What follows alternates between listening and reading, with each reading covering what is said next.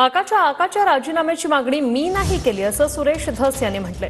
करुणा मुंडेंनीच आता आकाच्या राजीनाम्याची मागणी केली असं सुरेश धस म्हणतात। सुरेश धस यांची धनंजय मुंडेंच्या राजीनाम्यावर ही प्रतिक्रिया।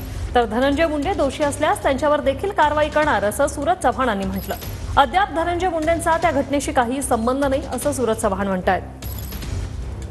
आकांचा मी राजीनामा मागितलेला नाही।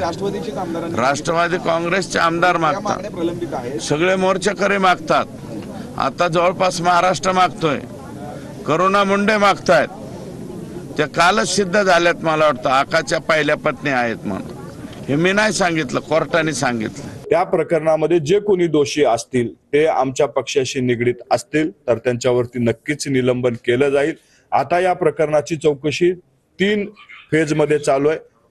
सुप्रीम कोर्टाच्या जजेसकडनं चौकशी चालू आहे, SIT करते आणि CID चौकशी करते। या चौकशीमध्ये अंती जर मुंडे साहेब दोषी आढळले तर त्यांच्यावर सुद्धा कारवाई होईल, परंतु ते अद्याप कुठल्याही या घटनेशी संबंध त्यांचा नाही। त्यामुळे त्यांचा राजीनामा घ्यावा हे कुठेतरी राजकीय हेतुपोटी विरोधकांचा चाललेला डाव आहे।